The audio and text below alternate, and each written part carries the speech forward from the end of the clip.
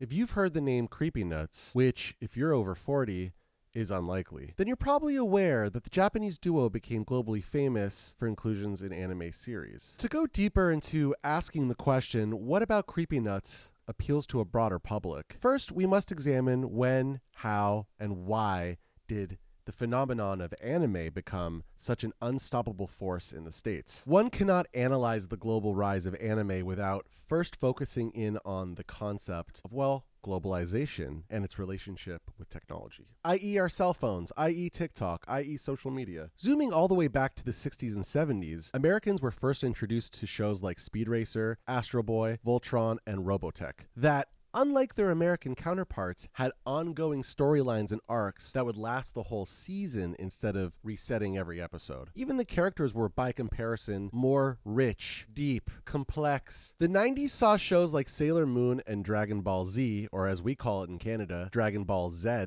take North American audiences by storm due to the Saturday morning cartoon block, Fox Kids, Cartoon Network. They spearheaded this movement, incentivizing long-form emotional investment into the storylines and characters for these deer-eyed teens. The true pivot point in anime culture's penultimate influence on Americans, though, was Pokemon. Introduced to audiences in 1998, which expanded its show into video and card games very shortly thereafter. Now we get into what is referred to as the otaku boom. The teenage audience that grew up with all these shows wanted something more mature and adult, which fueled a whole bevy of shows on Cartoon Network like Cowboy Bebop. Even American shows like Boondocks are clearly heavily influenced by the drawing style of anime. It's like a hybrid. Hayao Miyazaki's Spirited Away won an Academy Award in 2003, cementing anime as a legitimate art form that should be taken seriously. I think anime fans would tell you that there's much more genre diversity in a given series compared to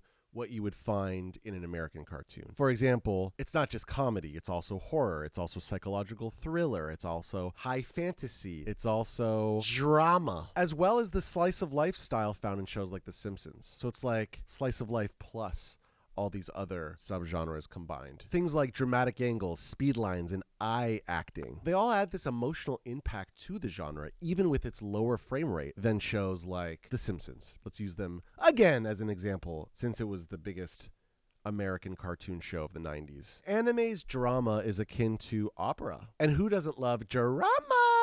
These days, streaming titans such as Hulu, Netflix, and Crunchyroll offer simulcasts that air the show only a mere 1 hour after it airs in Japan. No more having to wait around for the DVD release. We also can't discount how influential anime has been on American fashion and aesthetic, as well as music production and all sorts of other mediums. Which leads us right back to the artistic expressions, the stylings of Creepy Nuts. So for us to continue this conversation about Creepy Nuts, we got to talk about TikTok challenges. The BBB dance further popularized and expanded the reach of their big hit Bling Bang Bang Bomb, which is also the opening theme for the second season of the anime series Mashle, Magic and Muscles. Their track Otonoke was included as the opening theme for the hit anime series Dan Da Dan. They released a track called Nidon, which is the theme song for the 2024 television series Extremely Inappropriate, which is a Japanese comedy musical drama television series about a man who time travels back and forth between 1986, the Showa era, and 2024, the Reiwa era. Hope I'm pronouncing that right. Where the character finds that his Showa era way of being conflicts with contemporary Japanese society. Now, if we just take a second and focus in on the two members of Creepy Nuts for a moment, we have R. Shite, a freestyle battle MC champion, alongside his DJ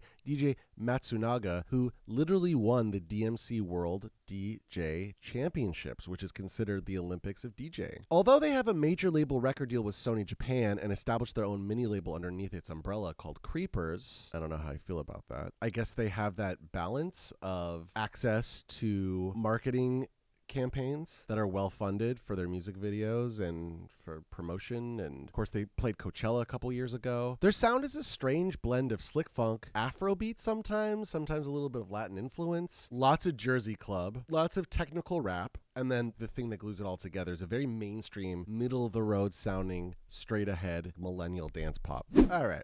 Here's what I'll say. Here's my conclusion. I don't like this group, and it's not for me. I'm happy for their success. I understand why they've become so famous. I think it has a lot to do with the anime culture aspect, the BBB dance, and then that led to more anime intro opportunities. And then they played Coachella, and here we are, you know? I mean, quite frankly, if you have any ideas of artists you think would be torturous for me to listen to and cover, please leave it down in the comments, because as much as it looks like I don't enjoy this, there is something about learning about parts of culture around the world. The fact that it's from another country doesn't actually necessarily make it more interesting, but it could. But I'm just open to learning about all sorts of culture, even if I don't resonate with it.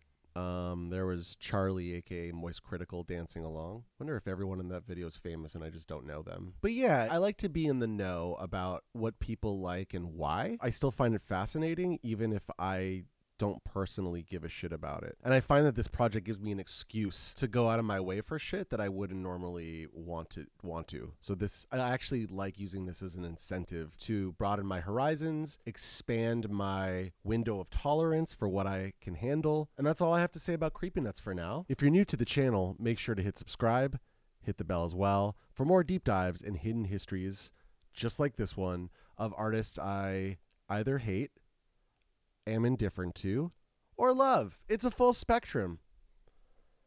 And everyone's included into the sandbox.